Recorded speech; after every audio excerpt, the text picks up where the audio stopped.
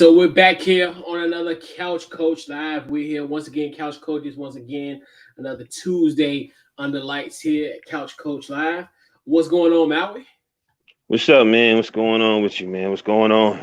Maintaining. Just working, doing my thing, man. Just maintaining. Same here. But Nothing you new. know what off air what I said. I thought I'd bring it back up.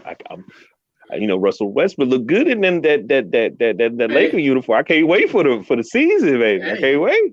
three Right, three weeks from tonight, and we're right, right, definitely we're still in the works of trying to get an NBA preview. We'll try to get that all right, kind of caught up and all this. That's one thing about it's a good thing about the year where you got so much right, sports going on and just trying to get everything together. But right, we get ready to head into Sports Tober, essentially, right, where everything you got. Obviously, we got college football going on. right. You have baseball playoffs, Hmm. NHL coming back, NBA coming back, and then Right. we got the think of the NFL season. So yeah, Man. But I really believe I don't hear them talking about your team and the Bulls. I think the Bulls gonna be all right. I think the oh Bulls yeah, gonna be better than people think. I keep hearing the Bucks and the Nets, but in the East, yeah. I think Bulls gonna be a problem. Chicago legit. Yeah, you got what three all star Right, guys and a fourth right. caliber, an all-star caliber guard in Lonzo Ball. So yeah, Hmm. I mean it definitely And looks promising. and Caruso playing with y'all too. Yeah, look, Caruso. Yep. Yeah, Caruso. yeah, man. Kobe White coming off the bench. Patrick Williams. I Right, think he's out for like 6 weeks, but Patrick Williams gonna be into that fold too. Yeah, it's gonna be. Yeah, it's gonna be an interesting NBA season to say the right, least. right. But yeah, Kyrie don't I take the can't wait. shot because I don't because you're gonna create the rip anyway. So that's gonna be probably one of the biggest stories because you look at just the Nets and the drama, and he'll refuse to take it, then he's gonna miss half the home game. So He and does he that anyway.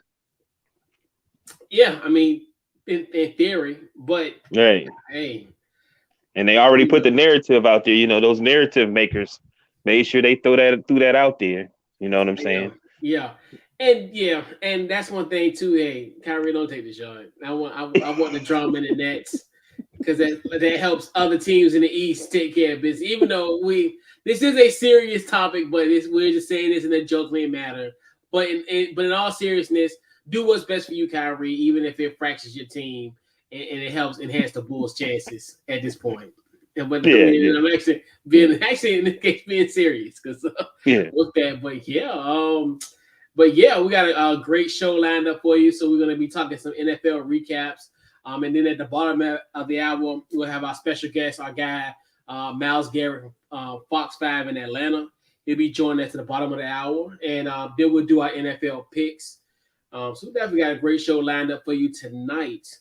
With that being said, let's talk about this Monday Night Football game last night. Even though, you know, your thoughts on this Monday Night Football game that Yeah, we I'm. had I'm. Don't worry last about night? it. I'm gonna give it to you. I'm gonna give it to you because I know. I mean, I'm gonna do it, but I'm gonna give it to you. I mean, bottom line is, I mean, everybody's got to know. Mm, I think it's still. I'm gonna hit you different place. Okay, I think there's still some issues going on with the Eagles. You know what I mean? Now, I don't Yeah, know if because how the Sanders only touched the ball twice. Now you got to run the ball. I don't know what's going on with the NFL and some of these teams are really not running the ball. And I think it'd be a lot easier for the quarterback if they did that a little bit more. But anyway, you're not beating the Cowboys if Ezekiel Elliott is running the ball well. You have to make a decision. You have to make a decision. And your decision shall always be let's stop Zeke. yeah, If you stop Zeke, Pollard, you know what I'm saying, he can get his a little bit, but he's not Zeke. If you get Zeke, get to going, bro, they a dangerous team. yeah, And once he really got to going, there was no stopping. You know what I mean? I would take my chances leaving everything to Dak than having Zeke run around like he was last night. You know what I mean? yeah. And I mean, yeah, that's really the truth. yeah. The game was all right. I mean, to be honest with you, I mean, it was expected. I figured Dallas was going to take full advantage of it. Hmm. Like Dak, he balled out. He did his thing, and then thing Right. I like I always said, people, as far as one of the biggest acquisitions that they got in the offseason was Dan Quinn as a defensive coordinator.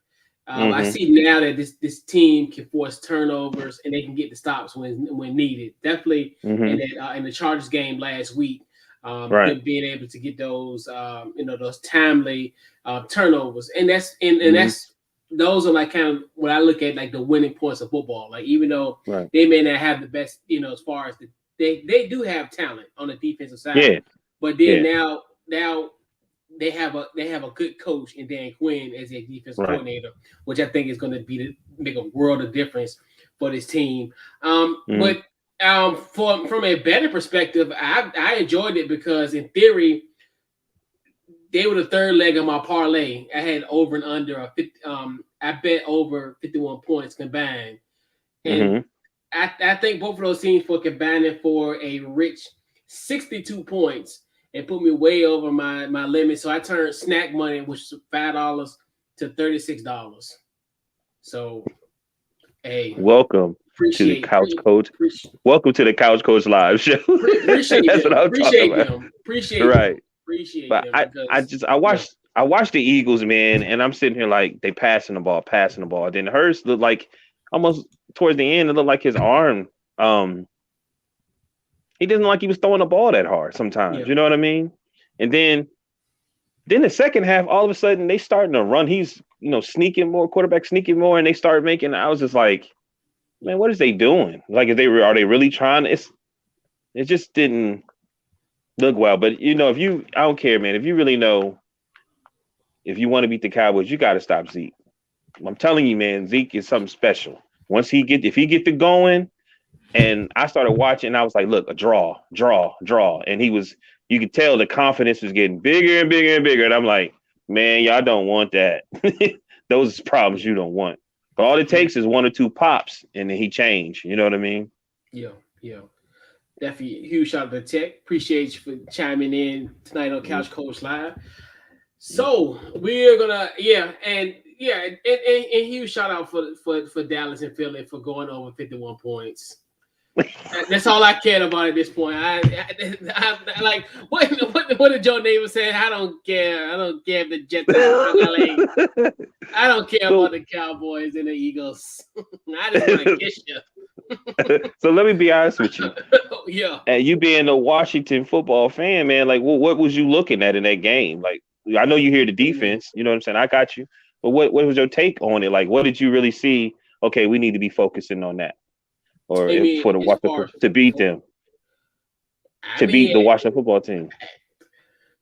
It's not even an internal issue. It's like the late Michael Jackson.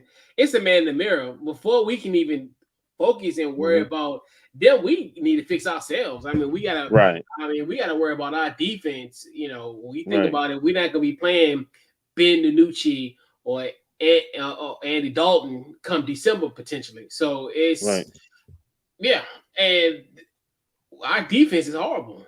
Like it's to a point where you thought that was ugly, that Dallas put up 41 points. Who knows what they can do with our defense, the way they've been playing this year.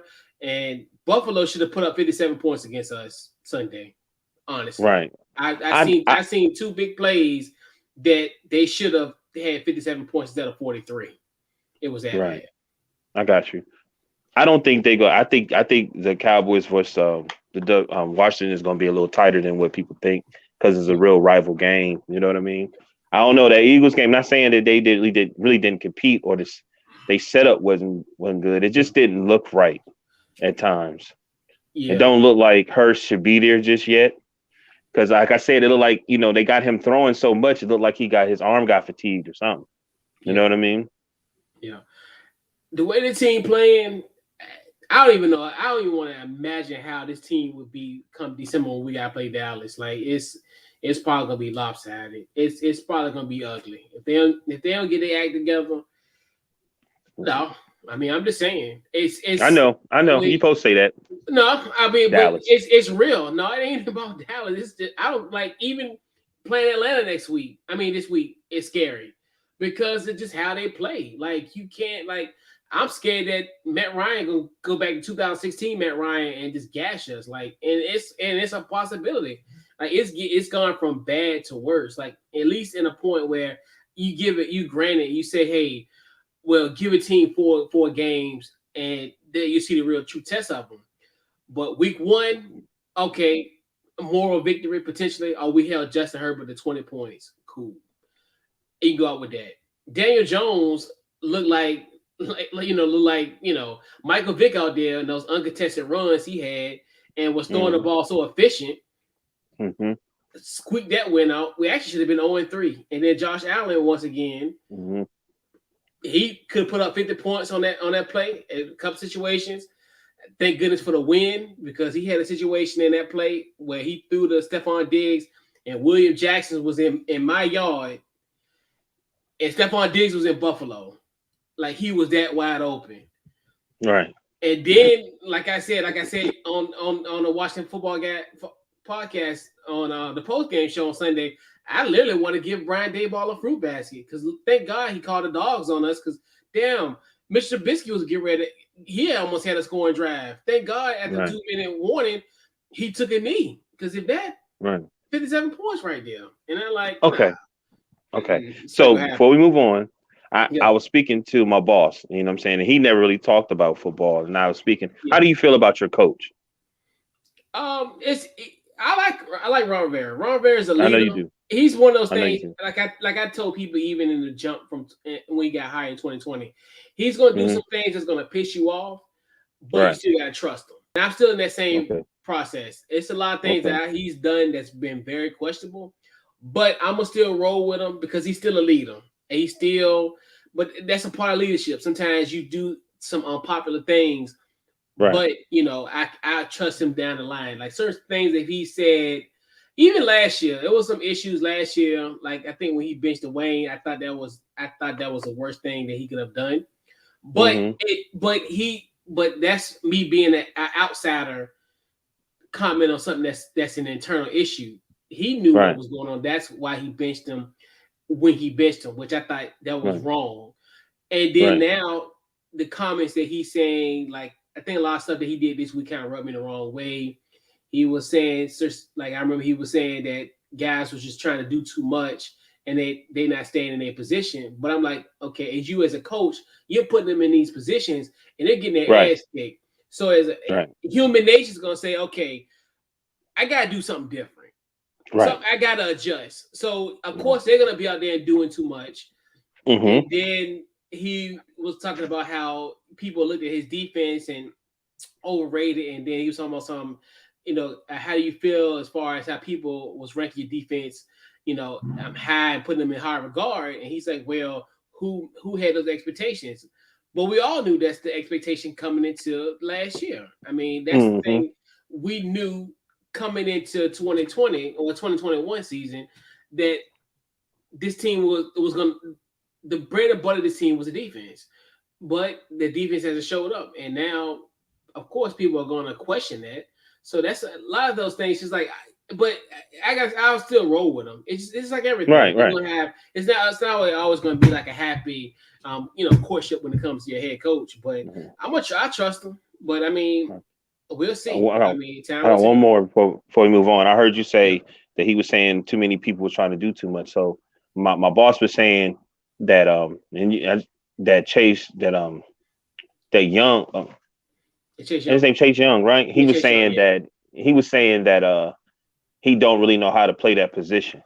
He needs to be taught a little bit more how to play that position. Do you agree? He needs more moves.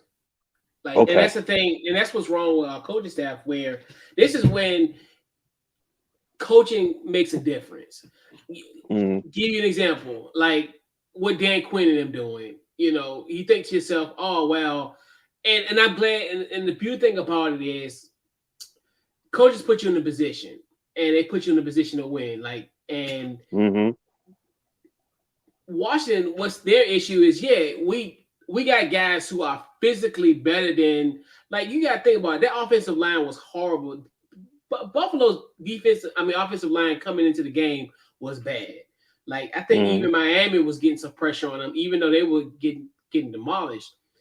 This was a situation where you got two bookends and Chase Young and Montez Sweat, and they got 0 sacks out of that. So to me, like you said, they just need more moves, and coach need to put them in position. Right. Like I think, and that's the thing. You athleticism can get you in the door, but if you want to actually get into the room, you need coaching. That's the Right. thing, and that falls on Jack Del Rio. He's got Mhm. to. That's what like on Sunday. That's a big game for them. If they don't Mhm. win that game, you can kiss the season goodbye.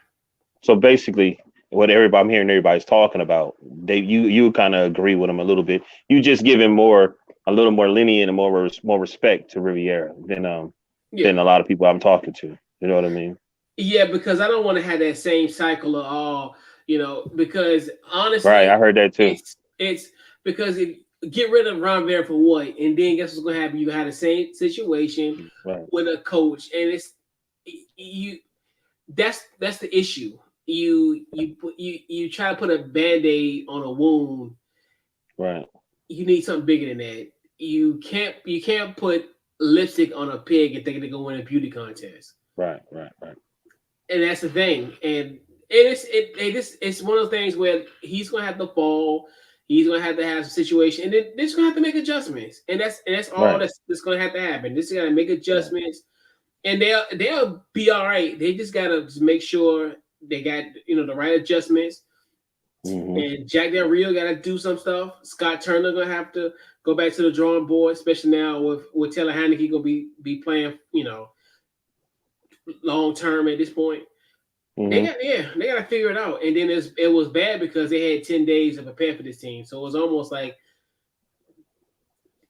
that's what makes it even more upsetting because of the fact that you had damn near almost 2 weeks to prepare for this team, and you came out flat from the jump.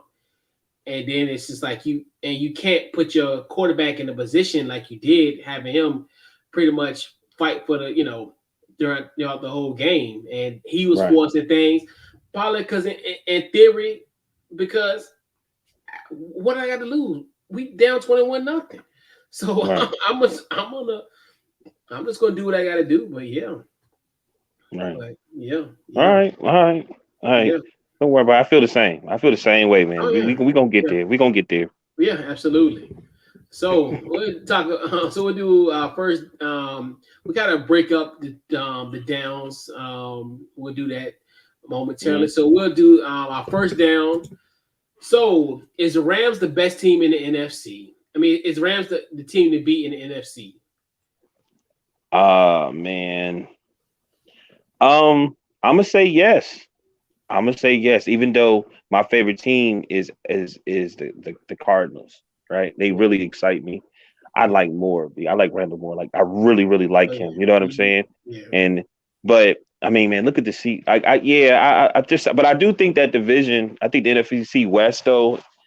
I mhm, think because it's still September and I think it's still early. Even though I think the Rams got everything, but I think because everybody's giving their respect now. We notice that every week, once you have that team that get all the respect and get all the attention, then everybody start playing them a certain way. Like remember, beginning of the season, the Chiefs and the Bucks, they talking about they may go undefeated. You know what I mean? You know what I'm saying? Now look at them. It seemed like every week when the Steelers won the first game, oh everybody was blowing them up. You know what I mean? yeah, So mhm, every week is something different. Now they getting all the attention. I think and they in a real physical division also. And I think that division is going to probably beat them up a little bit. You know what I mean? yeah, It's going to be, but yes, I do think they yeah, are, man. I yeah, think they the ones. They got everything, man. yeah, They got everything. Well, how can you not? Like they almost look like the Bucks of last year. You know, yeah, they got everything. Coaching, yeah. Yeah, I mean they're the team to beat, and their biggest issue was their quarterback. Now they have a quarterback. They got a guy who, like we look at now, is what Sean McVay really wanted. He wanted a guy like a Matt Stafford, and you see just the production that right? he's done, and then included. You're looking at now Cooper Cup is. I mean, that man Right, got 5 touchdowns already. We ain't even hit October yet. It's right. frightening. And he's putting up at this point, he's on the verge of having a historic year. And you think to yourself, like, just imagine, and that's all they needed was that quarterback. And then Right. they was able to get to Brady. They got to Brady big time. And Right. and they can get they'll get that type of pressure on anybody in this league. So Right.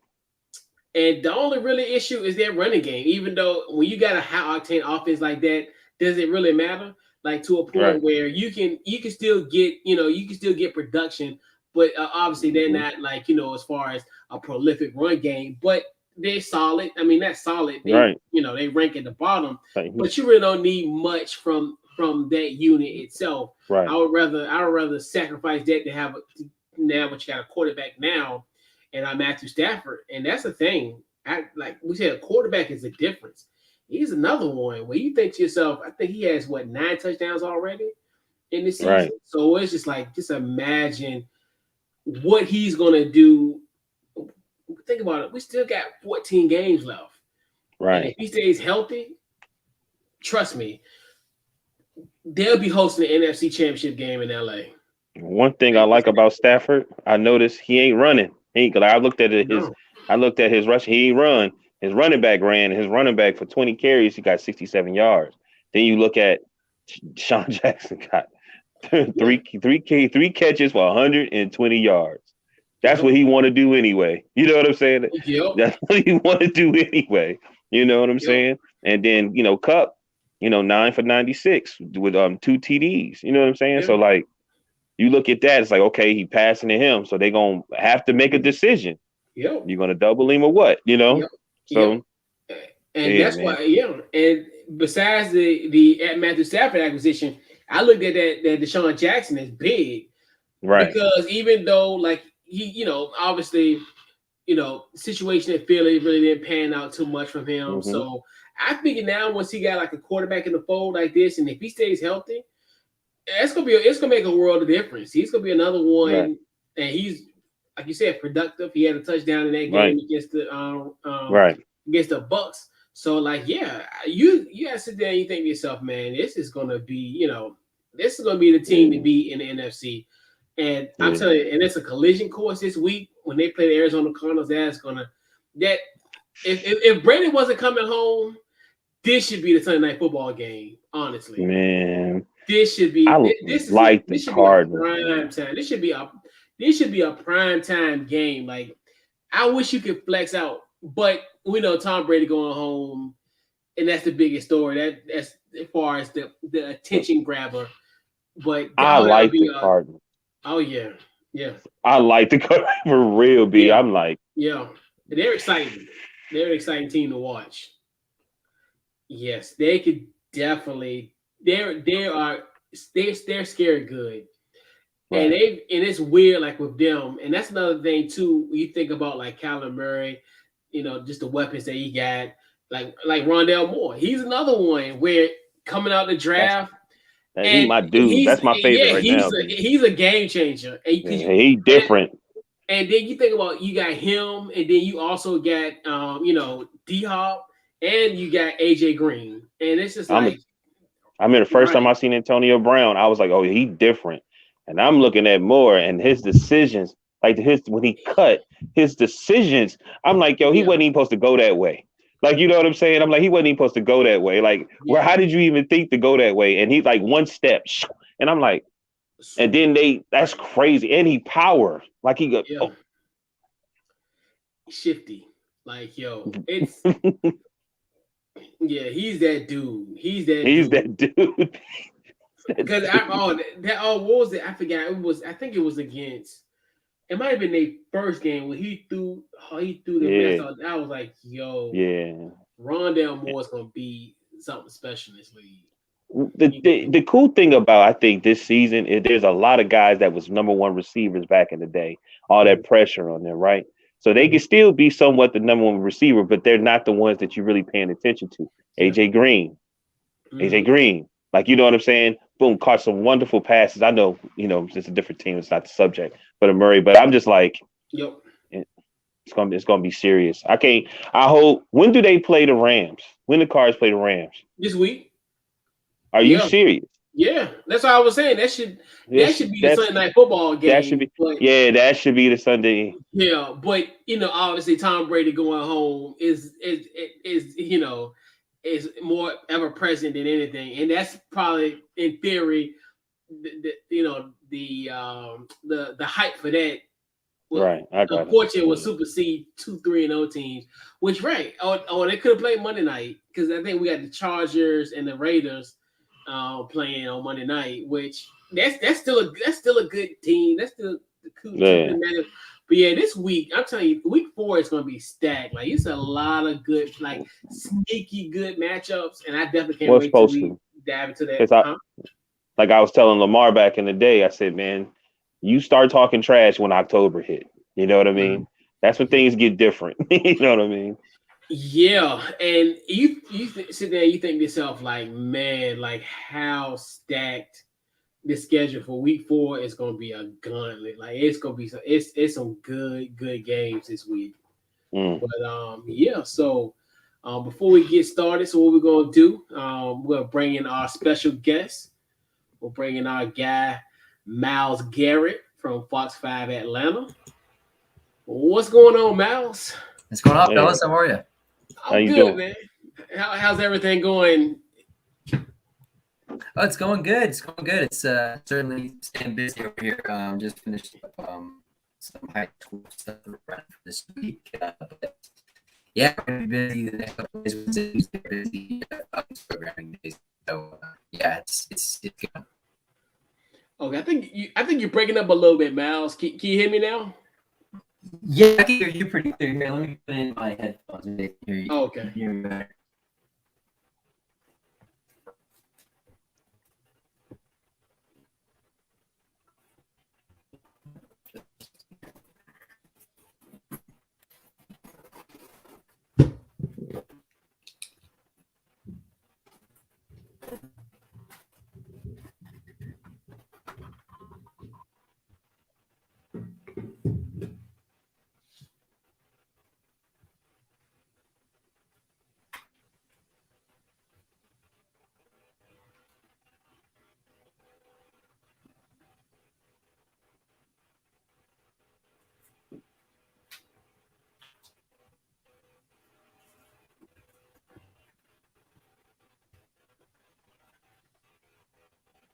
Sorry, guys. Bear with me real quick. It's all good. Yeah, it's all good.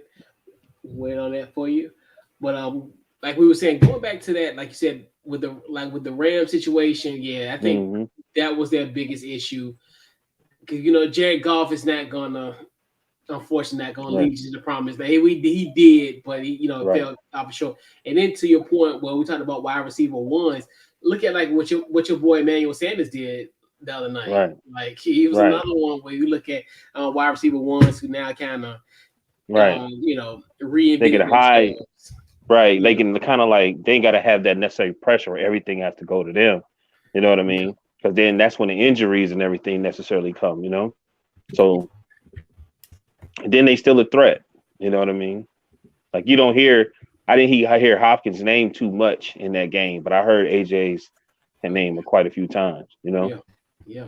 Can you guys hear me a little bit better now? I can hear you a little bit more. I think I don't know, it may be like the internet connection, maybe, because it's like I can hear you, but like it goes in and out. Let's see if I do this. Yeah, so our office, the basement of the Fox studio here.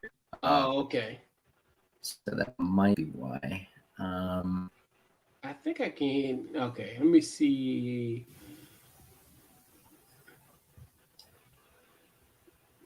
I think I can. All right, it's say something now. It might work because I think. Sure. Check it. 1, 2, 3, 4, 6, 7, 8. Yeah, it's still going in and out. Yeah.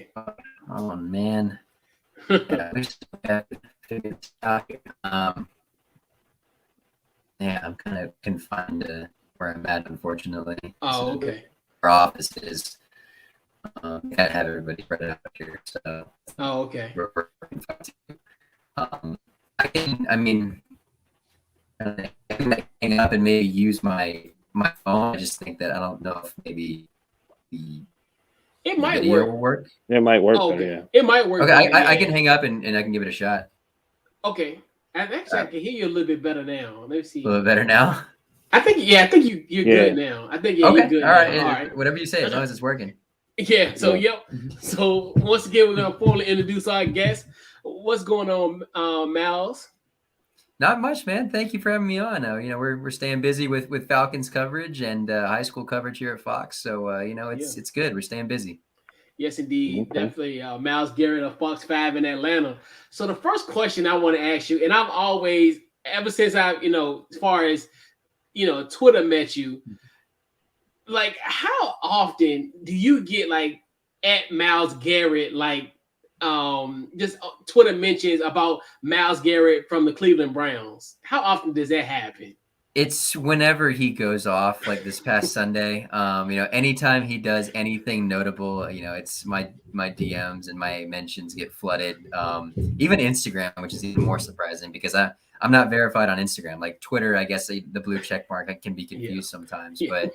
But this Sunday I got a whole bunch of people like, oh, like Miles Garrett, Cleveland Browns, dude, you went off today. Like you showed the Bears who's boss, and I'm like.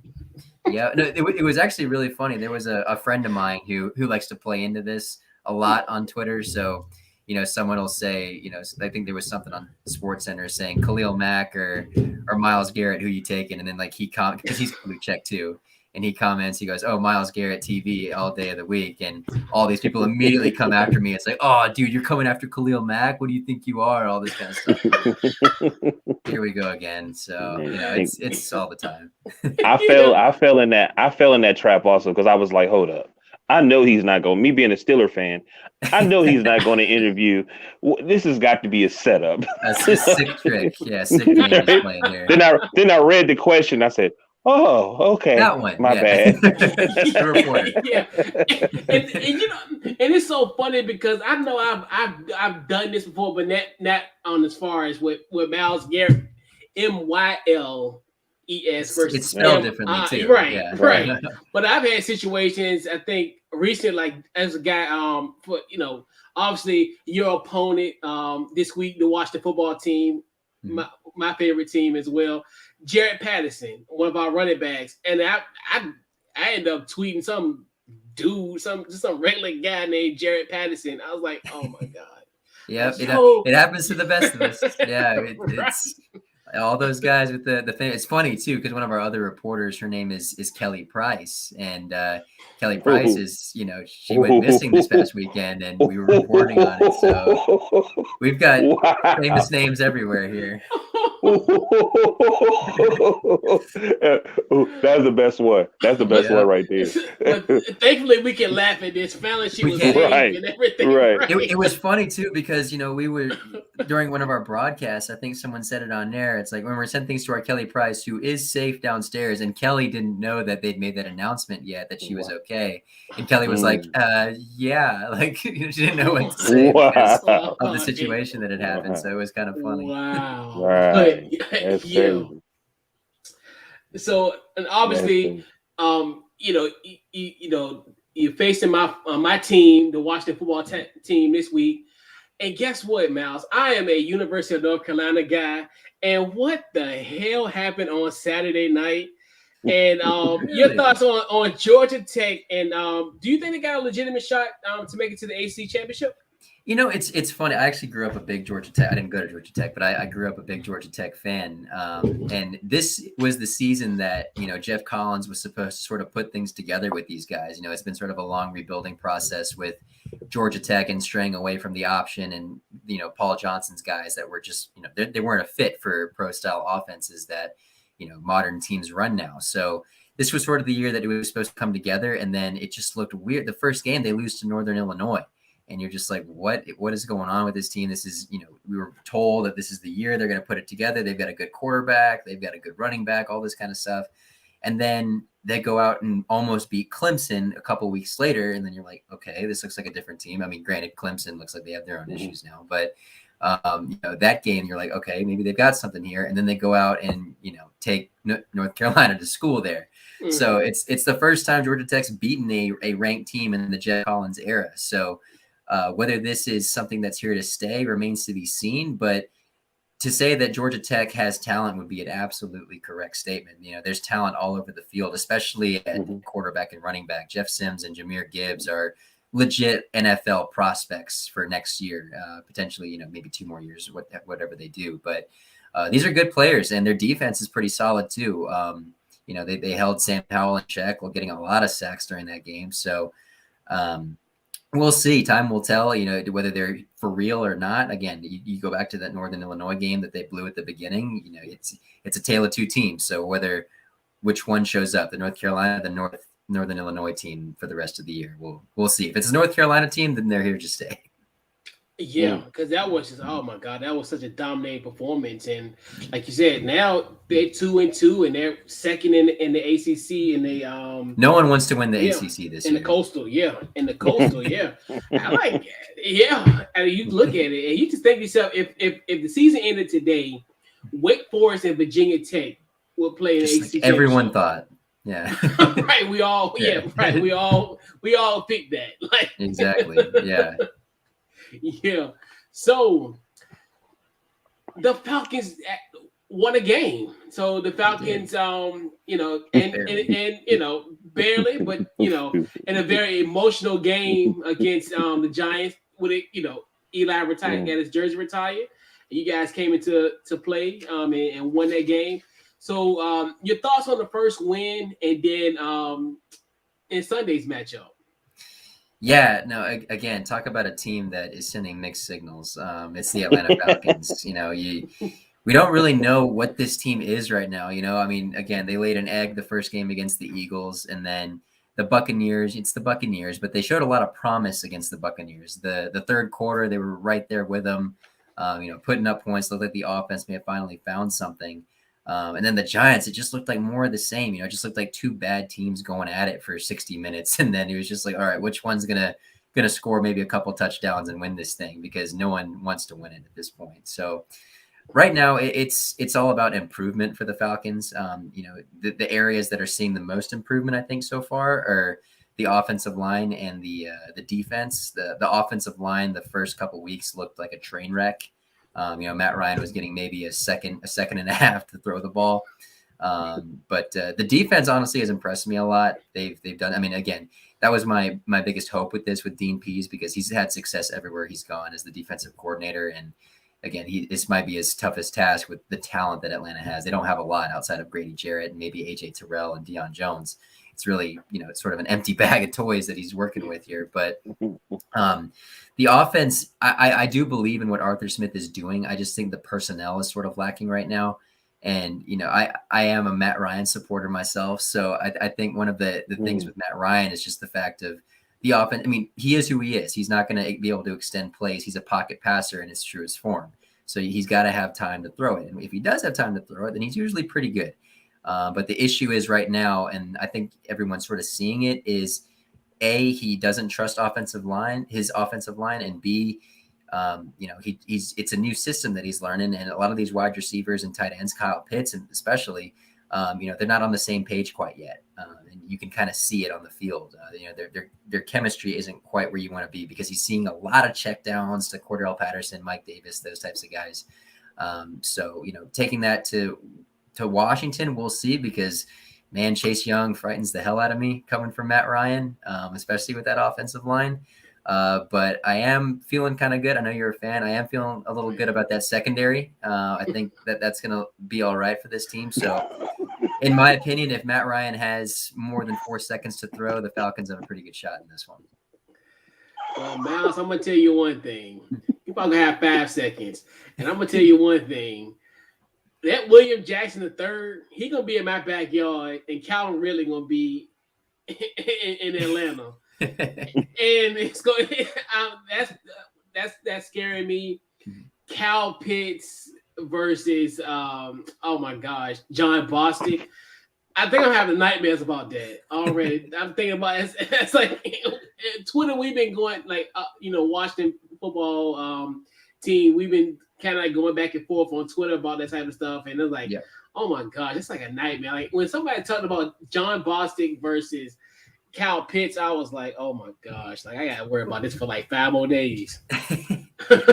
You say that, but again, I mean, Kyle Pitts has been pretty quiet so far. I mean, as a fan and as a person who covers them, I've been sort of waiting for that breakout game to happen. And again, at the end, he made a couple big catches against the Giants. So whether he carries that in, and the Giants had a pretty good game plan against him too. I won't take that away from them. He was double covered pretty tight against the Giants. So, but yeah, no, I mean, the thought of it seems good. You know, I'm hoping that he goes off, but only time will tell. We'll see what happens. I got a question. I was going to ask you, how did you feel about your quarterback, Ryan?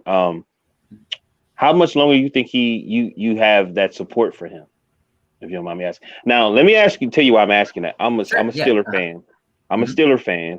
So I understand where, you know, I became a Steeler fan when Ben became a quarterback for the Steelers. You know what I mean? So, you know, it's hurting me because I know that it's really about that time. You know what I mean? So I'm asking you the same question. You know what I mean? Like, when do you feel like it might be time to move on, or how many more years you got with Ryan? That's a good question. I mean, it's the problem with this year that I give. I mean, again, contractually, you can't give him up for this year, or I don't think next year either. I think that was the whole debate. I think that was the biggest thing that people chose to ignore when they were talking about, you know, should they draft Justin Fields, Mac Jones, Trey Lance, that type of thing, is the fact that you literally contractually cannot move off Ryan at this point. So it just wouldn't make sense to have someone sitting on the bench for that long, you know, especially in today's NFL. Because I mean, you know, you see guys like Trey Lance, you know, he's going to be in there sooner rather than later. You know, he's not going to sit for a full year, at least in my opinion. But going back to your question, as far as, you know, how much I think Matt Ryan has time. I don't think he's washed up by any means. I think because what I'm seeing a lot from Matt Ryan this year is what I saw the first season in the Kyle Shanahan offense. He had a lot of struggles that year, and it was just learning the terminology, trusting the scheme, and it was a lot of thinking that you were seeing there. And I'm seeing a little bit of that now. Granted, I think the talent is not nearly as good as it was around him at that point. I think the offensive line is light years behind where it was then, which again is the issue. I think in order for Matt Ryan to succeed, he's got to have that offensive line. And I will say for the most part of his career, he really hasn't had a good offensive line. The only time he really did, he went to the Super Bowl. So, you know, it's one of those things where it's all dependent on the personnel, because look, I mean, obviously he had Julio Jones, one of the greatest receivers of all time, but he's made almost every receiver that he's had there that he's played with better. I mean, you look at Mohamed Sanu, you look at guys like I forgot the guy's name. He went to the Bears. Taylor Gabriel, Austin Hooper, all those guys. They sort of fell off a cliff after they left Matt Ryan. They're always like, oh, no, Matt Ryan. It was Julio Jones, Julio Jones, Julio Jones, Julio Jones. Right. You know, he made a lot of these guys better. And I think, you know, he's still a very good quarterback if he's got the support around him. It's just, you know, people always just look at because today's NFL quarterback, it's not what Matt Ryan is. It's the guys that send the plays, the Josh Allens, the Justin Fields, those types of guys. So he's sort of in the past a little bit. But I think if you surround him with the talent, because, again, you saw what happened to Justin Fields in his first start with no offensive line. I don't care how mobile you are. If you don't have an offensive line or supporting cast, you're not going to succeed. So, yeah, I mean, I'd still say, if I had to give a number, I think Matt Ryan still has 2 to 3 solid years left. Okay. You think you're going to retire a Falcon, or they may just? Sadly, I don't. Which will make me really sad, because I mean, my first quarterback I watched was Michael Vick, so I mean that was horrible to watch too. But I mean, Matt Ryan was the guy who saved the franchise, took it out of the gutter of that era. I mean, that's going to be really hard when I see that. But no, I mean, I don't think so, because I think there will come a point where, you know, they're going to have to move on from the contract standpoint. Just start fresh, and I'm sure the new regime will want to too. Terry Fontenot, the new GM, will want his guy. So I mean, I'm sure at some point a contender will overpay for him and see if he can get him there. Yeah, like you said, and now you look at just how quarterbacks are now lasting to almost 40, and Tom Brady almost it'll be 45 in August, which is frightening. And that's that's potential. I really think if Ben Roethlisberger just took care of his body, he could have lasted a little bit longer. But dude just seems like he doesn't care about his body. Yeah, man. Avocado ice cream is the secret, I guess. I guess so. Have you If you ever been to Pittsburgh, you should see the food that they got: the roast beef sandwiches, the Bettis burgers. I went to Pittsburgh for the first time last year, and Yeah. I was expecting something dark and dingy. Like everyone always told me that Pittsburgh, it's like, the Yeah, right. hard Yeah, gritty and everything. I loved it. It was like a beautiful city. One of my friends lives there, and I was like, man, I wouldn't mind living here. Yeah. It's nice. It's nice. You know what I'm saying? It's nice. It's nice. It's a little rough places, but yeah, it's nice. I went during the summer, so that was also best time to go. Right. Exactly.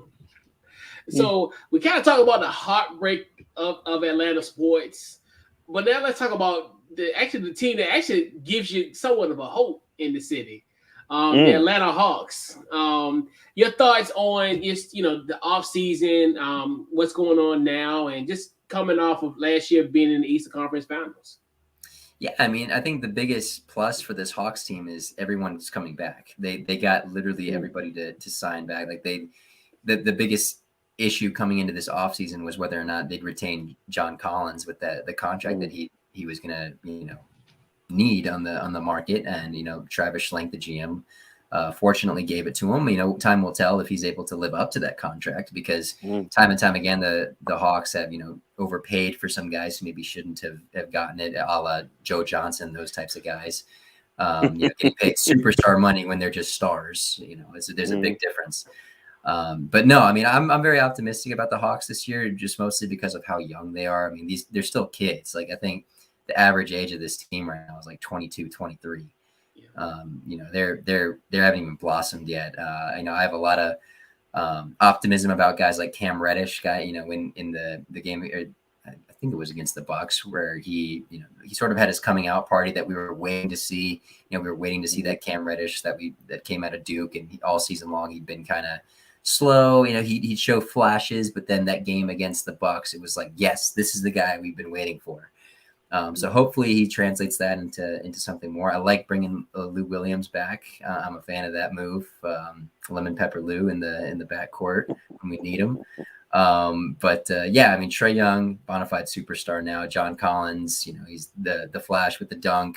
DeAndre Hunter, great defender. That was a huge blow when they lost him in the playoffs with the injury. Bogdan Bogdanovic is another big name that came up big for them too. And then Clint Capella, obviously, led the league in rebounds last year. He's going to be key for this Hawks team going forward. So I have a lot of optimism about him. I think they have what it takes right now in the Eastern Conference to make. I think that the top three right now are got to be the Nets, the Bucks, and the Hawks. I think it's going to be between those three teams at this point. The Nets have chemistry issues, and the Bucks are going to have to just put it together again. Time will tell if they'll be able to, because I think you can make a pretty strong argument that the Bucks got kind of lucky in the playoffs. Not taking anything away from them, but I think there was some aspect of luck playing the Nets. When they were hurt, and you play the Hawks and Trae Young gets hurt, and you don't have DeAndre Hunter there either. So, I mean, again, not taking anything away from them, but they did get a little bit lucky. So, and they just lost Tucker. They just lost exactly. And I think he's very important. So yeah, for sure. Yeah, but I think it's going to come out of those three in the East. Yeah. Yep. Yeah, absolutely. So this is a side question. So have you ever had the Lou Will wings? No, I haven't taken a trip to Magic City quite yet. I need to. Just for the wings. And and that's what I was looking to, because obviously I'm actually taking a trip down to Atlanta this weekend, and I just wanted a scouting report on the wings. Ready for that one? Because obviously, I wanted to come see my boys play in that beautiful stadium. And I just wanted somewhat of a scouting report of that. So I just wanted to do some due diligence. Yeah, no, you'll have to tell me, man. I've never been to Magic City myself. I've heard the wings are just phenomenal. The best part about that restaurant, I will say. Yeah. And I got one of my boys from Atlanta. He tell me all about them, and he said I think they even have them at the events. Like, I think one year they said they got the wings for Christmas. Like, so it's that good. So it's So you ain't lying. I just wanted to know. I wanted to get a scout report. Before I head down there to see. Hey, you gotta try out and let me know, man. You gotta let me know. I'm curious. Definitely. Woo. I will most definitely let you know. You'll know the next couple days. Absolutely. Yeah, but once again, appreciate you, Miles, for coming through. Yeah, definitely appreciate it. And social media, anything, upcoming projects, anything that you want to plug? Yeah, you can follow me on Twitter at Miles Garrett TV with an I, not a Y.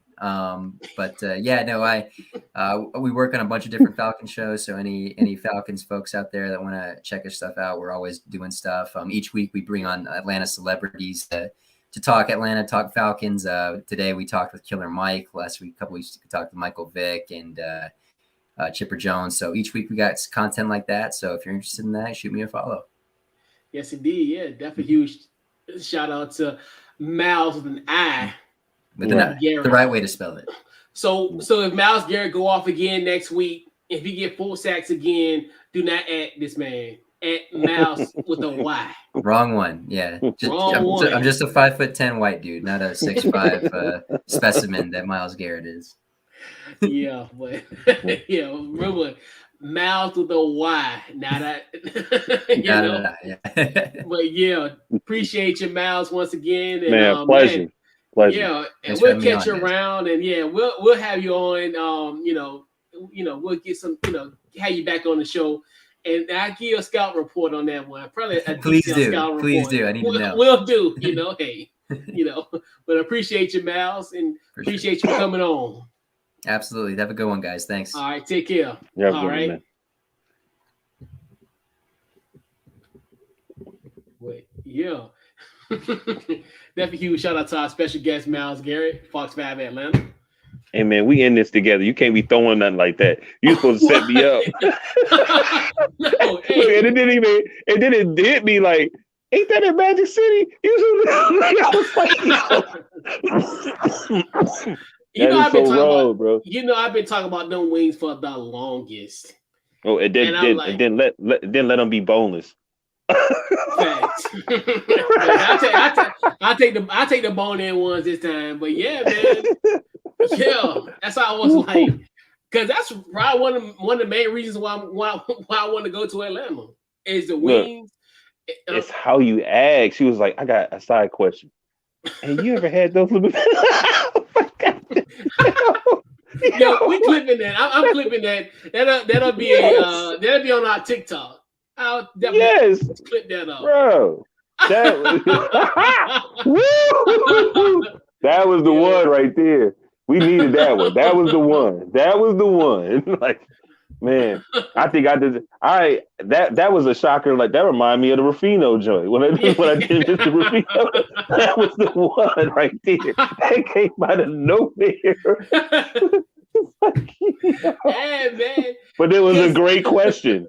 It was a great question. It was appropriate, right? Right. It should have been asked. Yeah, it was a great question. Because every time, like when the Hoopers come on, shout out to the Hoopers, our other guy Jelani, like they want to tell me about it, and because obviously we knew about it because of the pandemic situation, and then I found out that it's an eclectic mix of flavors. I was like, I want in on that. I want in on that. Neapolitan. Right. Because if my memory serves correct, it's lemon pepper and honey barbecue. My memory serves correct. That's what I thought. Yeah. Actually, you know what? That is a that is a Google search. We're gonna figure that out. Right. Crazy, man. Yeah, I'm sitting there trying to be professional, and he hit it with boom, and then Miles is so slick. He was like, "Man, hey, it's in me. I ain't never been to Mexico City. Are they closed on Sundays? Okay, my bad. Anyway, my bad. They better not be closed on Sunday, bro. They close on Sundays. Are they bougie? I don't know. I was like, I wanted some victory wings. If Washington wins, I wanted some victory wings. But you going Sunday? Yeah. Oh, I didn't know that. Yeah. I'm going up there. Yes, indeed, going down there. Absolutely. Yes, indeed. Yeah. So back to business at this point. I think we kind of. I can't wait for next year. I cannot wait for next Tuesday so you can tell me how these wings is. I Correct. cannot wait, Yes. bruh, and find out if we can order them and they can send them through the mail because sometimes they can. Correct. I can't wait. Yeah, because I might even do something like what Lou Will actually did. Just go in there and get a takeout. For real. I mean, hey, it's the best place to sit there and wait for your food.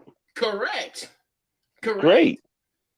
I just don't want to get coerced and someone call me handsome and don't have no way back home. Way back home. What's your name, Coach?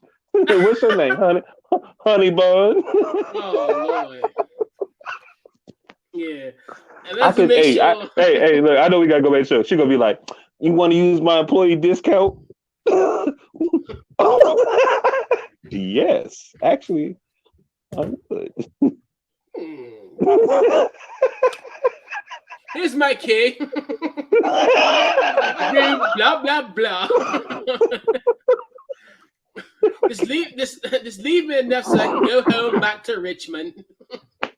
I cannot believe you asked this dude. He had oh my God. We got to move on to the show. We got to move on. Woo. We got to move on. Boy. Hey, man. That's crazy. The people want to know, especially for us, I guess in this case, we are Northerners compared to being out there. So I had to ask, It was a great question. Journalism 101 from a non-journalistic student. It's a great question, bro. It really was. But, so all right, we're back. So we just do glance over these topics. So which 0-3 team has impressed you, and which 0-3 team has disappointed you? The Jets disappointed me. I think New York quietly, like the Lions, they did well against the team that we saying is probably the most dominant team in the league. They didn't lose by that much. You know what I mean? Jaguars, I see flashes of brilliance in it. Like you can see, like you watched the last game, you saw some few things, but he's a young quarterback. The Colts, you know what I mean? I mean, yeah, the Colts almost beat the. My bad, I've got them mixed up. But I'm going to say the Jets. I think the Jets is the team that they're young, is still coming over a bunch of drama, and I thought they were going to be better. I really did. But it's still September. Hopefully they figure some things out. But yeah, they don't look too good. Like, and I'm not going to dog the Giants because the Giants easily could be 2-1. Yeah. You know what I mean? Like, no offense. Like you said, your team could be 0-3. Yep. They could have beat they should have beat your team. And they should have beat the Falcons. Yep. Yeah. Right. They easily be 2-1. So I think hopefully they can figure out a way to build upon that. Because I like their quarterback. From what I've seen so far, I think he is like probably your defensive coordinator, and they need to get you might need to get rid of him. And they might need to get rid of Jason Garrett because I don't think Jason Garrett really know what to do with him. You know what I mean? He's too big and too smooth, man. Like he needs somebody that really think of a better coordinator that really know how to use his length, use his scrambling skills. Like, you know what I mean? Right. Yo. What you laughing at me? No, I'm just laughing. Like you said, I'm just Jason Garrett. Yeah, the clapper. Yeah, man. He needs to. I think he's not. I'm looking at that big quarterback that can move his feet the way he moves his feet, and he got a little arm on him. And I'm like, he has so much potential. Like, what's going on? What you know what I mean? Is it the offensive line? Is that's what the issue is? But even if so, like, I'm not going to disagree with Myles Garrett. But even if your offensive line is sorry, there's still schemes that can help you, so you can get the ball out your hands. Like, you know what I'm saying? There's still ways of doing it. You know what I mean? And you got a running back, but even though he gets hurt a lot, so I think a lot of Giants fans are saying, he weak. But I'm impressed with the Giants. I mean, I think the Giants is better than what they are, and I'm very disappointed in the Jets. Yeah. The 3-0 start, the Raiders. I think this is a simple fact of how they won and the actual type of teams they played. I look at every opponent they played going into the preseason as like playoff caliber teams. So they were kind of, I looked at, like the Steelers as their equal, the Dolphins kind of in that as far as equal, as far as teams that was going to be wild card teams I necessarily didn't think were going to win the division, but they were going to compete for those final 3 spots. Obviously, the Monday Night Football game against the Ravens, what I thought was a team that was probably going to be a wild card team. Then, come out east and beat Pittsburgh in week 2. Right. And then even the situation in week 3, this, being able to kind of hang on to against the Miami Dolphins, even though without having 2 of them, but they were still competitive in that matchup. And so, yeah, I think. And the thing with the Raiders is I don't want to really put too much stock in this team this far because I've seen this before. Even though early on, they look good. Like Derek Carr, and I tell people, Derek Carr, low key, it should be the MVP in this league. He's playing on the MVP level this year. Like that man almost had 1,300 yards already. It ain't even October yet.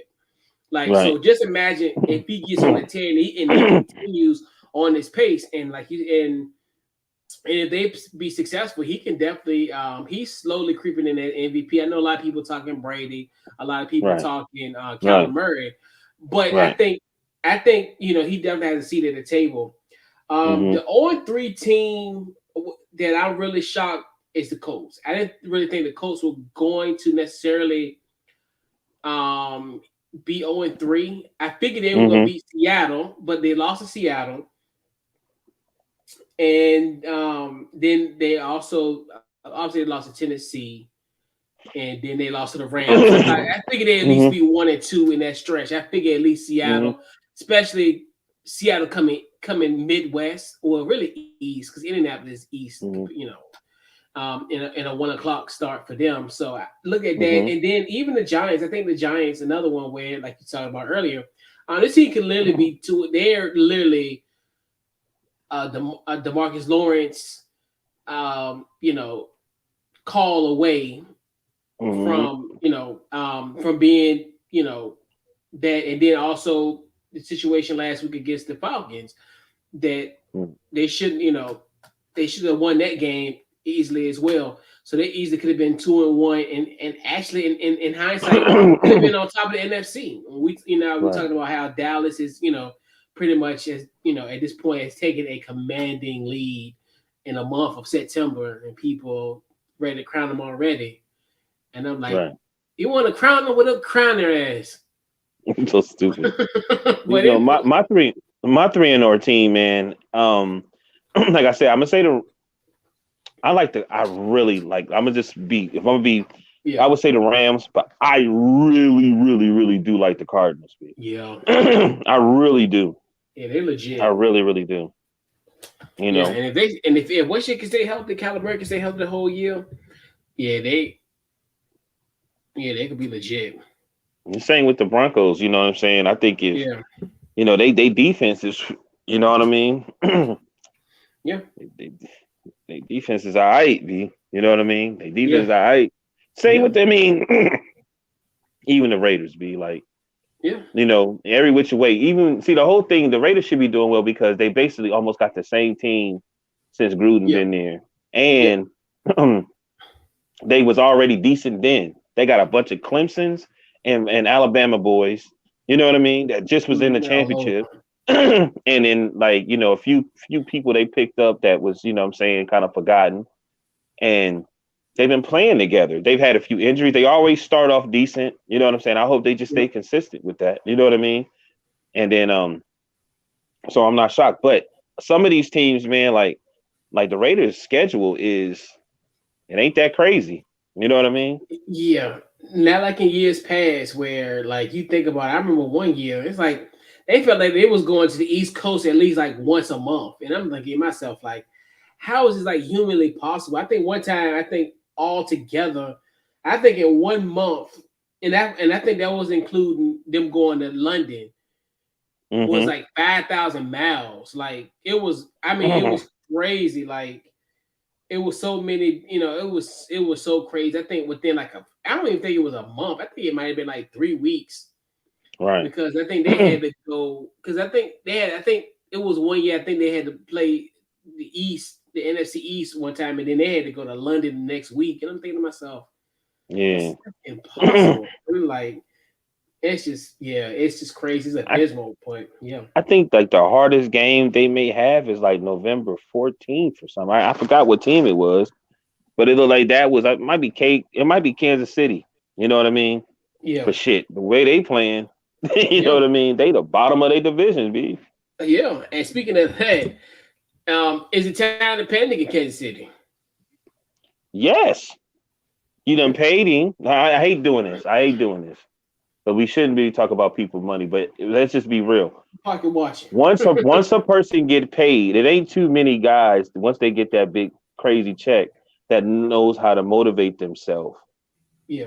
And be hungry like it was. That's what make them special. Like Tom Brady, he got that hunger in him. You know what I mean?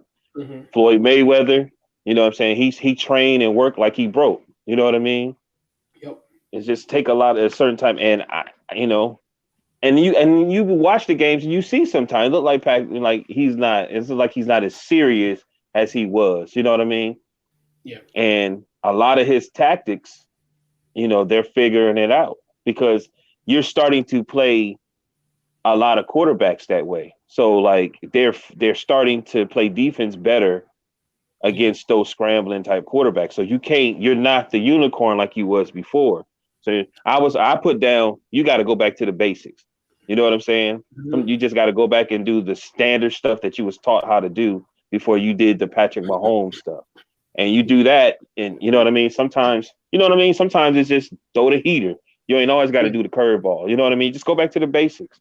And I think they'd be okay. I think they be watching those channels and everybody blowing them up. You know what I mean? Like they supposed to run. And and we watch the games. We don't complain too much about the refs. We know they one of the NFL's favorite teams. And sometimes they it'd be a 3rd down and 15, and then they don't make it, and then all of a sudden you hear it's a hold or pass interference or something crazy. Let's just be real. Like we've seen that a lot, but but you feel me? You already know now it ain't like that. Yeah, you know what I'm saying? Now it ain't like that. You still one of them top teams, you're not getting those calls no more. So what you gonna do? I just hope they go back to the basics, but I think it's time to panic. They don't need to be, they're not the team to be at the bottom right now. You know what I mean? Yeah. Because all these teams is doing, they're gunning for them, but all they doing is getting more confident. And more confident and more confident. Yeah, and they got a tough road ahead. Like you think about it, obviously, Big Red going back to Philly, part 2 this week, and then the road is tough. I mean, then I think you got Buffalo. I'm not even gonna say Washington because don't do that. That's a homecoming game. For Patrick Mahomes and them. I mean, I'm just saying. Until this defense showed me something different, every night gonna be every Sunday night, every Sunday afternoon is gonna be homecoming. It's a homecoming game. But then after their homecoming game, they go to Tennessee. Then they got obviously then down the line they got Kansas City. They got Vegas twice, Denver twice. Dallas on the schedule, and then also you got Chargers as well one more time, and you actually got to go to LA this time for it. So yeah, I mean it is. I think even at 1 and 2, and the thing about it, if you were like in another division, like if you were like an NFC East or whatever, and you were 1 and 2, but you got like you said, you got 2 teams that are undefeated. And you've already lost 1 game in the division. So it's almost like you're playing catch up. And who knows, like you said, and you think about it, and these tough matchups that you got, like with Buffalo, Tennessee, teams that we look at as you're above them. Everybody Mm-hmm. want to come to your level, so they're gonna Mm-hmm. really want to show something, because to me, like if I'm Buffalo, and with October the 10th, I gotta think to myself, I see blood. I see like a Right. shark. I see blood in the water. It's time to attack. If I'm Tennessee, I had a rough start, and then you think to yourself, if the Ravens were able to kind of run roughshod on them, I'm thinking to myself, I'm King Henry. Oh, I'm eating. I'm eating. Give me the ball. I don't care Mm-hmm. what happens. I'm gonna eat, because if you How look do at you? what, Go ahead. Go ahead. My bad. Go ahead. yeah, and you look at like what Lamar Jackson them did, even though he had pretty much the big rushing game against them, and then you also had other guys from Baltimore who pretty much only there because due to the fact of the injuries and just the massive injury they've had at the running back position. Mm-hmm. So you look at that, and then their defense is just atrocious. Like their defense, has it came to play for them. So yeah, it's time to panic, because normally, like how Kansas City, in all theory, used to coast. They've Mm-hmm. never really been. This unit hasn't been, as far as at this point in the regular season. Obviously, they've had adversity. Obviously, losing the Super Bowl, and the way they Mm-hmm. did, they've dealt with adversity, but not Mm-hmm. like at this point, especially in the month of September, where they actually lost 2 out of their first 3 games.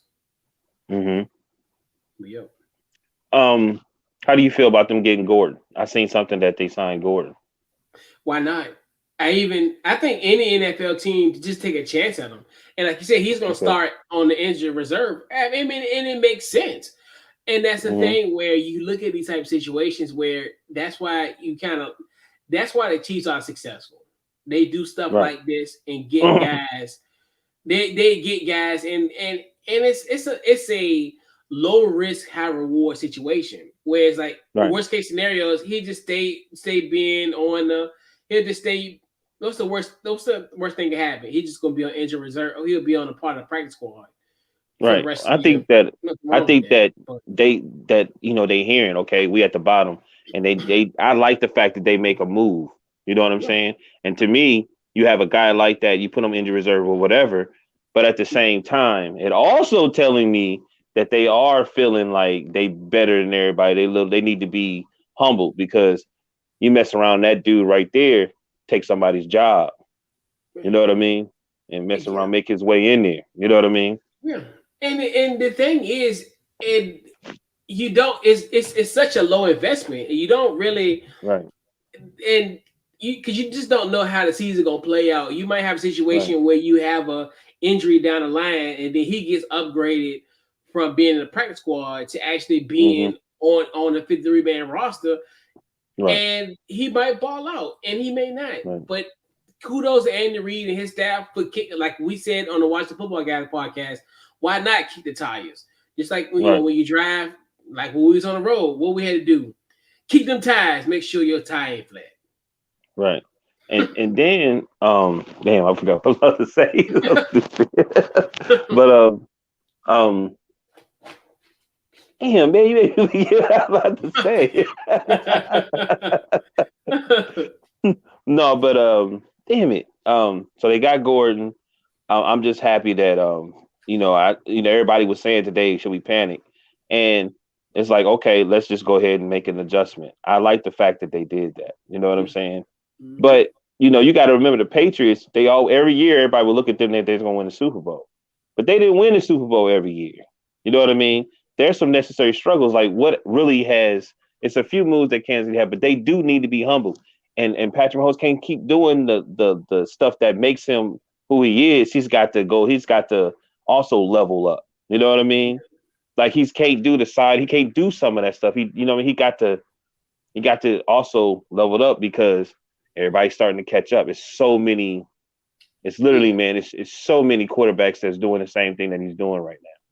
Yeah, and we've always been perplexed as far as how like Patrick Mahomes do things he do, like his team. Like I remember like last year, like certain situations, how they turn the ball over in weird situations and then still win football games. It's almost like right. we used to think to ourselves, like, how can this team still win? But it just lets you know that the talent and the personnel that they have, they can overcome what many people would deem as cardinal sins that they used to do. Now, like you said, it's a situation where it's somewhat kind of catching up with them. But you know, And you really can't play, man, because one more thing is you really can't play because there's still people catching COVID. So like even though while you sitting here and you kind of you can't coast no more, you got to play every game because next thing you know, middle of October, you know what I mean? You got like 4 or 5 starters or something like that, and then once you get it, you know what I'm saying? Like they said, they don't makeup games. You know what I mean? Like think about it, Antonio Brown would have been playing with the Bucks. You know what I'm saying? It might have been a different situation last Sunday. Big time. And like and that's the thing. And he's just there, and he's just buried there. And if you need him, you upgrade him from the practice squad. And like I said, that's why I don't understand why other teams didn't follow suit, but once again you let Kansas City, and then like you said, that might be one of the biggest dividends for them. Because if they have an injury down the line, they got somebody who once upon a time led the league in receiving yards, even though that was 8 years ago. But if he stayed, like I said, like I was saying on the other show, you would assume he's still in good health because obviously he passed the physical, this and third. So you think to yourself, and it might be a good thing because to me, he still know how to catch the ball. Yeah, I'm gonna tell you, man, it's the same thing. Everybody's scared to sign Cam, but that's what's gonna happen. Somebody major gonna get hurt. Yeah. Major contender, and then they gonna have him come in. Yeah. And then they gonna be like, damn, we should have got him. Yeah. They'll learn. But yeah, so let's go into our week 4 picks. So we'll do that. So all right, we'll get that squared away. Freestyling. So we got week 4 picks. We got the Jacksonville Jaguars versus the Cincinnati Bengals. We got the 2 number 1 overall picks in 2019 and 2020 and 2021 respectively. What you got? I'm going Bengals. Welcome to the jungle. And give me Cincinnati. Give me Cincinnati. It'll be 1. Yeah. That could be Jags could easily win that game though, but I'm gonna go with the Bengals. Yeah, I don't think the Jags got no shot. Urban Meyer is one step closer to going to USC. Give me Cincinnati. All right. We got Washington at Atlanta. What you got? I'm gonna go Washington. Okay. I think Washington's gonna take care of business. If not, then cancel the season. You should get some Blue William rings. Go ahead. Correct. Yeah, I'll drown my tears and I'll drink my tears as I have those premium wings. Houston at Buffalo. What you got? Oh, Buffalo. No chance. Davis Mills. No, not gonna happen in Orchard Park. Not gonna happen. He is the next best thing, but give me the Houston. No, give me the Buffalo Bills. Pardon me. Detroit and Chicago. What you got?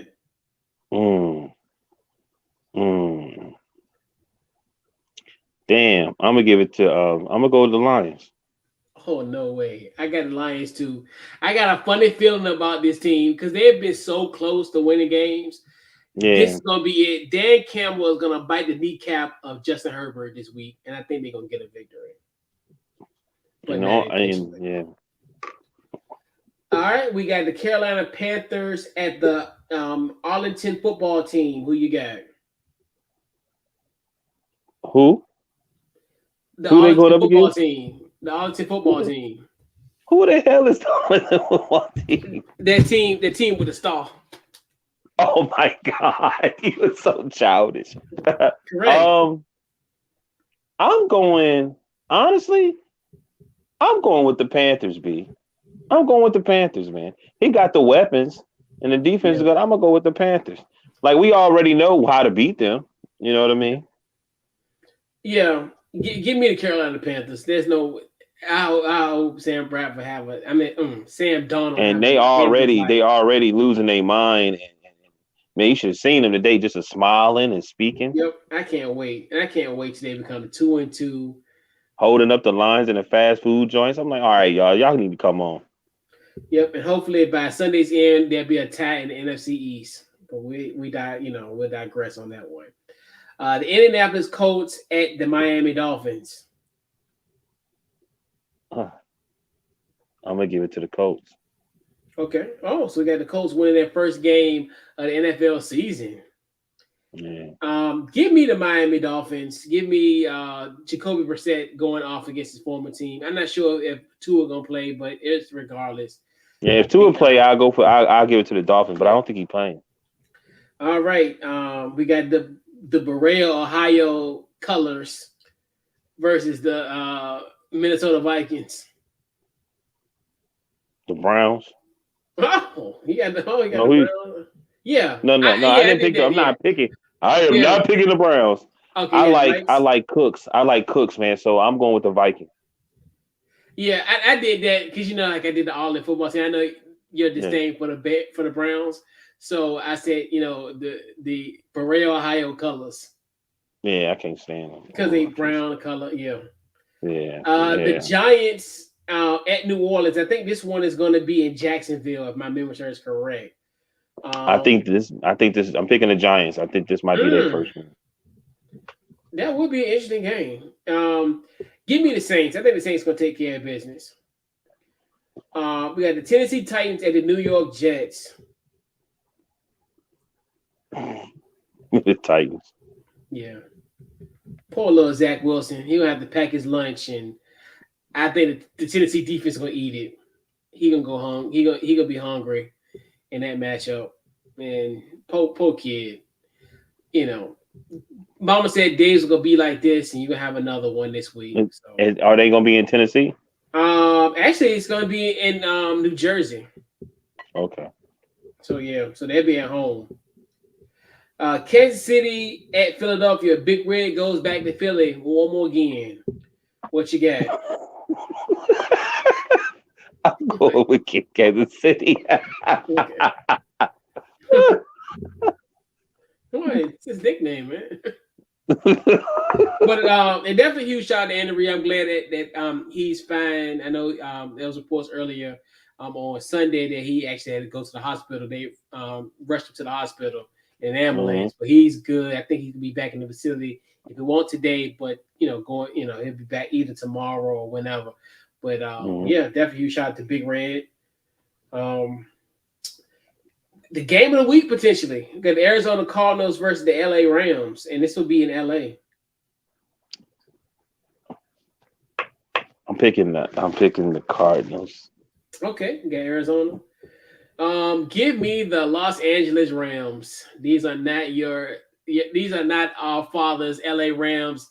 Eric Dickerson led LA Rams. This is a different team, man. Give me the Rams. All right, we got the Seahawks at San Francisco. San Francisco. Yeah. Rough day in the office, Russ, but it's all good. You're still a 2-time Richard Town Dispatch Player of the Year in my heart. You start making TikToks and Instagram videos with your wife and her twerking. Oh Lord, I tell you, my gosh. Russ, hey man. Did you see that? Yeah, I was know mad. you did. I was mad because he was blocking it. But other than that, my goodness. I'm like, I mean, I don't know. Like I said, he's the bottom of his division. Man, and they ain't saying nothing about that. Like, you might need to be focusing more on, you know what I mean? Making videos with your wife. Exactly. Yeah, I mean, I can understand why. I mean, I'm not, I am I am a red-blooded American man that has a flair for the ladies. So I understand the reasoning of said stepfather activity, but I'm okay with that. I mean, it's human nature. He's a red-blooded American man, and that happens. I would love to I need to look up some stuff from Seattle. I wonder if people complaining about that, saying that he's not playing like he used to since he's been married to her or something. I wonder. It's something bad. It's something out there. It's the internet. I better. It's probably at least I about bet you. 100,000 people, give or take. Probably. Because was he with her when they won the Super Bowl? No, he was with the first jump, the one that cheated on him with what's the boy from Notre Dame? That's what I thought. And then when they did the interception, was he with her? I don't know. Or he was still with the first jump? No, I think he was already done with her. I think. I don't know. But yeah, I totally understand. I mean, hey, that's when sometimes it's when a boy can get when a boy can link up with one of his childhood crushes, I'll be wanting to. I'm gonna tell you this before you move on. I'm gonna tell you something. Yeah. I give it to October. If he's still at the bottom, I'm telling you they're gonna start saying that. Oh, yeah. They're gonna start saying those type of questions. Oh, he's gonna be. I mean, you might as well at this point. You might as well, shut the door and lock the key because they're gonna be at the bottom of this division. I mean, I don't think there's no coming back from this. You got three good teams that are way better than you. You're not gonna overcome that. This is just gonna be a bad year for us. But at least he's the 2-time Richmond Times Dispatch Player of the Year. That's all that really matters. Oh my God.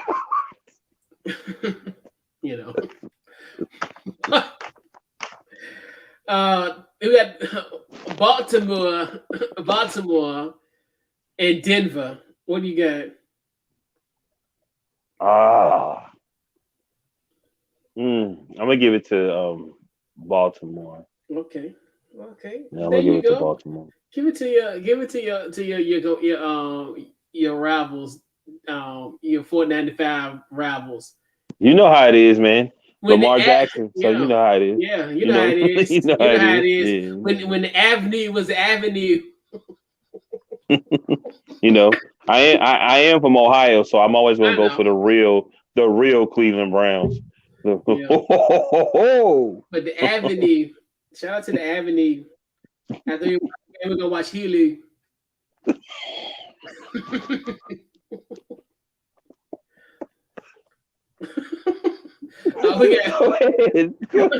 got Pittsburgh at Green Bay. What you got?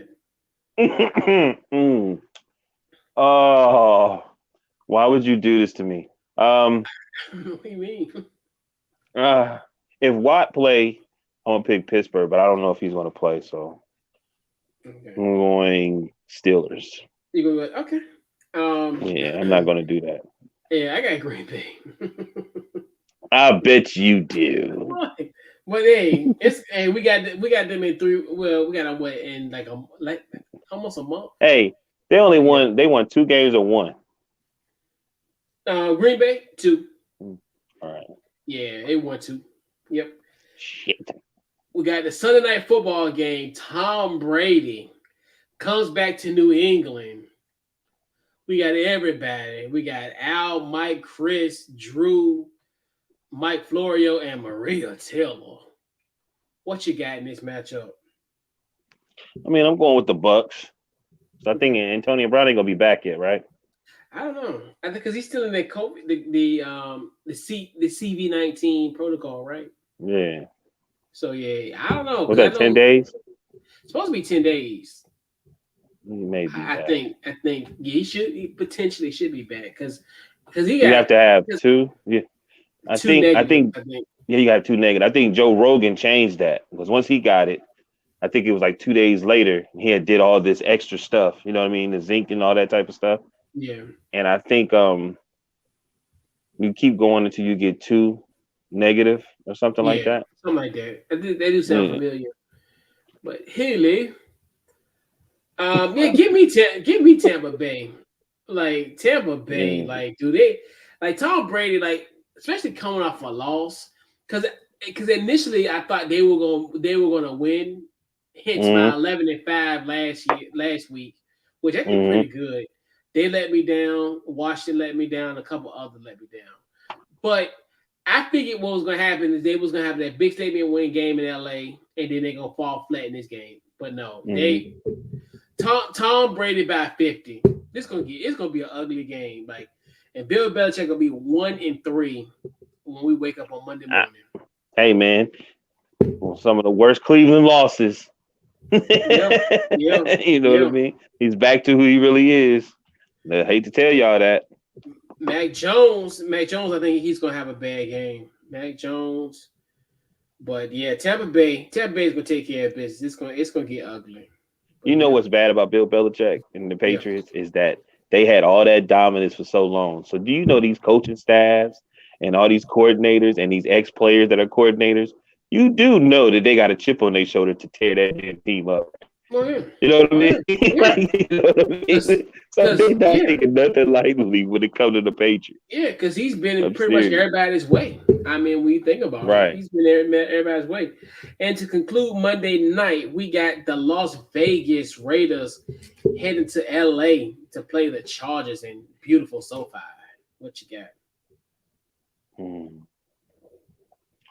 I'm going with the Chargers. Yep.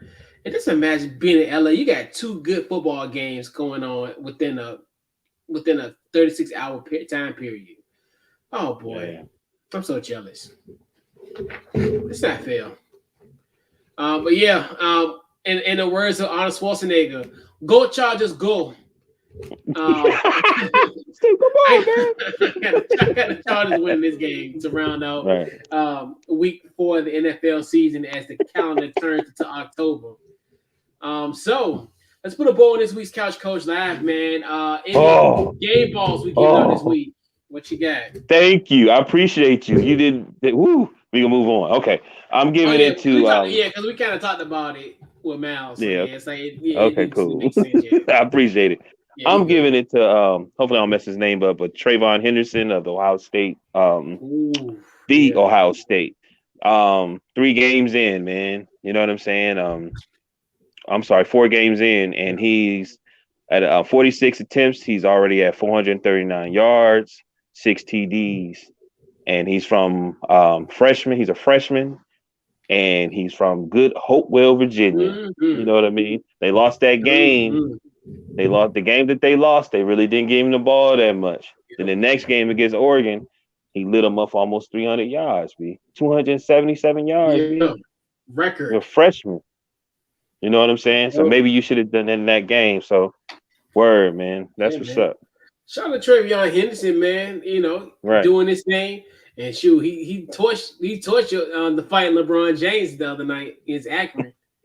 Yeah. He crushed them boys. But shout out to him. He had another product of the NIL. He doing this thing, got to deal with Arby's. So, you know, slide your 804 boys some roast beef, some beef and cheddars. You know what I'm saying? slide your 804 boys some roast beef sandwiches. When the last time you been there, bro? When we was on the road. When we was on the road, right? Yes, they used to crush. But so my game ball actually goes to I got a local one as well. So you know, you talk about Trayvon Henderson, another 804. Huge shout to the Coach Sims and the John Randolph Tucker Tigers. They moved to 3-0 this season. The first time they've been 3-0 since 1992. I think over almost 30 years. I think it's been like 1991 or 1990, but it's been over 30 years since they've been at this point. Obviously, Coach Sims, former Alabama quarterback, former University of Virginia quarterback, actually played in the NFL for the Arizona Cardinals. He was actually one of Bruce Arians, understudies. So he's doing his thing here, and also was a former head coach at John Marshall. Now he's and Tucker, and they're doing their thing. They're 3-0 at this point of the season. That was coming into the season. A lot of people, the question marks was they didn't really have a lot of depth. They were kind of shorthanded on certain positions. But now, they're doing their thing, 3-0. And Coach Sims got something cooking down on Perrin Road. So definitely huge shout out to Coach Sims and the boys at John Randolph Tucker High School. Right. Congrats. Yeah. And also, huge shout out to our boy Chip. He's still doing his thing. Another win this week. Shout out to the Amelia Raiders. They're doing their thing. They're at 4-0. Definitely huge shout out to Coach Chip Howard, Couch Coach Live alum. They're doing their thing down. And like I said, once again, like I said. Right. Yeah, and definitely huge shout out to Coach Howard and those boys down in Amelia. And once again, we're talking about Coach Sims cooking something on Perrin Road. Our boy Chip is cooking something down on 360, and it's smelling good. We can smell it on this side of Whole Street. But let's go. Right. But yeah, living his dream. That's what I say. Hey, that's what happens, man. And the manifestation of it, and having Amy in the path, kind of with the situation with the read and all that. I look at that type of stuff, and it's like how it was always. Because remember when Amy gave him the read and said that he was gonna be like a coach, like in March or some year. Because remember he was still trying to get his footing in. At that time, he really didn't know kind of how to navigate through. And that's how when he was on the show with us, and he was still trying to crack into that field. Now it's been almost about 4 years now. Yeah, it's been 4 years. Yeah, come to think about it. So so now he's doing his thing, and man. But that's what's up, man. Yeah, absolutely. So, I played. She did a game ball crack for that one. But So before we head on out, social media, let them know where they can find you. Yeah, man. Deshaun Morgan, Facebook, DT Morgan 78, Instagram. Yeah. All those good things. Facebook, Twitter, Instagram, Couch Coach Live. Check out the podcast anywhere you get your podcast, Apple, Spotify, you name it, we're there. Also, what else? So much stuff going on. This is Tuesday. Obviously, Couch Coach Live on Tuesdays, 8 o'clock Eastern Standard Time. Thursday nights, NFL Carousel, we'll be talking about the Washington football team. That starts at 7 o'clock Eastern Standard Time. Friday, Washington Football Guys podcast, 8 p.m. Eastern Standard Time. Saturday, See You Sunday, our NFL pregame show that I host with my fellow Off the Ball Network colleagues, where we pretty much preview the week ahead in the NFL. Sundays, Washington Football Guys post-game show after the Washington football team game. We go live. We do it at 5 o'clock now, 5 o'clock Eastern Standard Time. So we'll do that after each game. Monday, Overreaction Monday, 7 p.m. Eastern Time, where we recap the previous week in the NFL, that week that was, in an overreaction type of format. And then starting, I think, October the 16th. No, October the 18th. That is right before the NBA season. October 18th. NBA Carousel, once again, I'm representing the Clippers. I ran it back.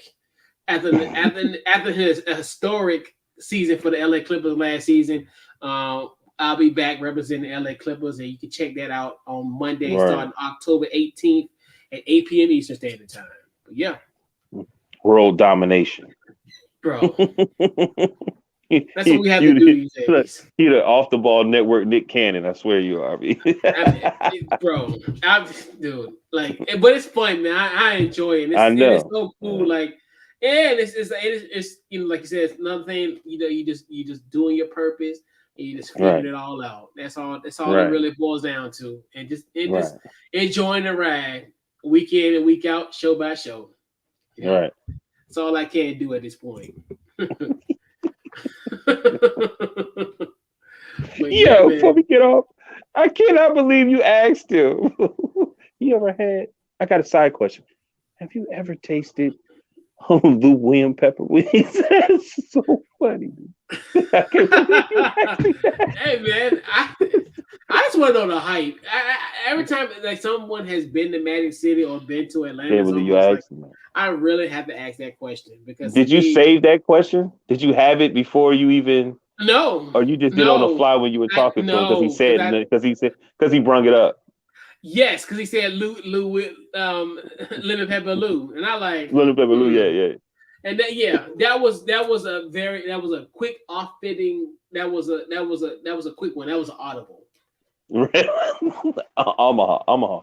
Yeah, that was audible because I wanted to kind of talk in a sequential order as far as we're talking about the highs, somewhat the low, and then kind of bring it back to the high with the Hawks because that's the only thing that's really saving Atlanta sports in theory because I think the Falcons got some time. Yeah, the Falcons the Falcons is just there at a point where I think they're a cross between rebuilding and just clean on the verge trying to clean house, and it's kind of hard to clean. It's almost like how Mal said it. It's my thing is how can you clean house when you ain't got no brooms, you ain't got no cleaning equipment because your quarterback he's going you stuck with him. So you gotta just work with what you got. But yeah, man. But yeah, I had to ask. It's like great question. Best question of the night. That is esteemed journalism, right? Because you wanna find out is it worth the hype? They should put it in the airport. That airport be so busy. Like that airport, more people I meet, they always say, "Man, you know who I saw at Atlanta airport? I saw such and such and such and such. I saw such and such." So think about if they had lemon pepper Lou William wing. Yeah, you know what I mean. I don't know why they don't. And remember, we went to Atlanta. Like we went for the we was connecting from Richmond to Atlanta. Then we went to Houston. Right. I'm like, yo, that airport is massive. Yeah, I'm telling you, B. The more people I talk to, they always say they see somebody that they've known. Yeah. In that airport, like you might not have seen them for years, they always run into somebody at that airport. Yep. It's like that. Well, yep. I know. When I touch down on Saturday, it's going to be tons of Washington football, team fanatics. So I won't be alone. It's going to be some Washington. It's going to be all burgundy and gold. I don't know if they're ready for that.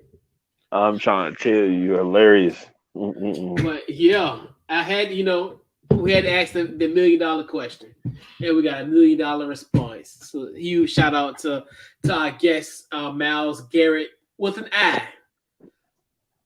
It's the I, not a Y. Yeah. Correct. But yeah, great show once again, and for Coach in Maui, man, this has been this week's Couch Coach Live, man. We will catch you guys next week. You're welcome. Yeah.